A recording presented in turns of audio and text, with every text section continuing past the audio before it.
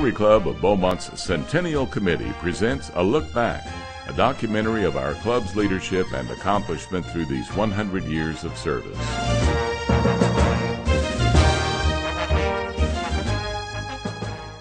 It all began when the Houston Rotary Club president, Robert Cornell, and Rotary International Vice President Stanley called a meeting of local businessmen at the Crosby House on Crockett Street. Local businessmen in attendance were Ed Emerson, Charles Emmer, Marshall Muse, Will Keith, Marshall Walker, James Mapes, and James S. Edwards. Our club was organized February 26, 1913, and Ed Emerson was elected its first president. Emerson was the general manager of the Beaumont Ice, Power, and Light Company and served 2 terms as club president. He was well fitted for the office given his untiring energy and genial personality. Beaumont Rotary Club number 72 gained national recognition during his term, with 100% of its membership attending the international convention held in Houston. Marshall G. Muse, manager of Rosenthal Dry Goods Company, was elected to lead the club in 1915 as our second president. Under his leadership, the Beaumont-sponsored Port Arthur Rotary Club was chartered April 1, 1915. The escalating European conflict and its effect on the city consumed most of President Muse's term.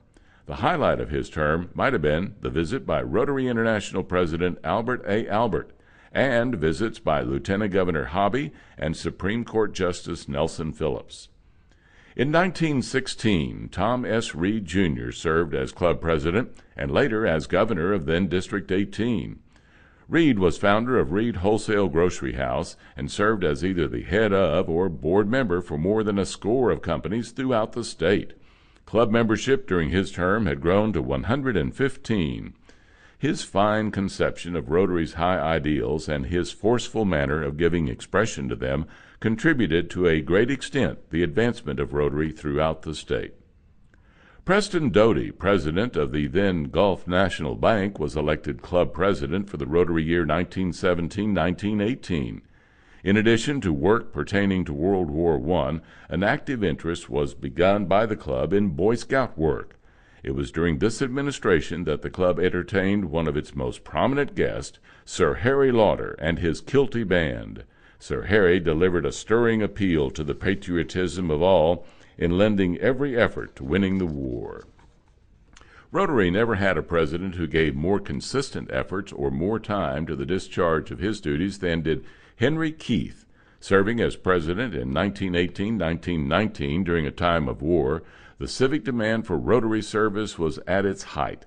However, Keith found time to develop the spirit of Rotary in its altruistic meaning. Oil man and business tycoon J. Cook Wilson's term as president had as its outstanding feature the organization of the Beaumont Council of the Boy Scouts.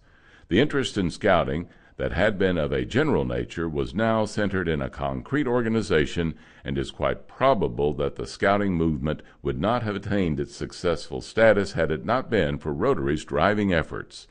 Wilson would receive one of scouting's highest awards when he was awarded the Silver Beaver Award in 1933. Also of note that year was a visit from former U.S. President William Howard Taft. It was under Wilson's term, 1919-1920, that the Rotarygram was founded. Superintendent of Public Schools Mike E. Moore served as club president during 1920-1921. The club received the Rotary State Cup Award for the highest attendance percentage that year. Much of the club's work that year was centered around youth education efforts.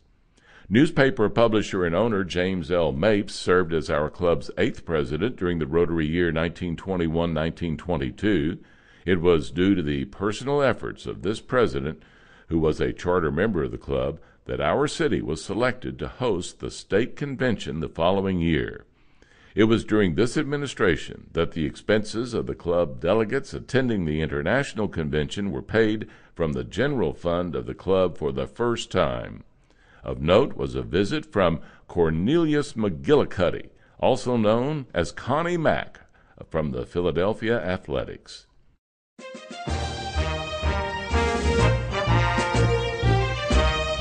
This look back at history has been presented by the Rotary Club of Beaumont's Centennial Committee.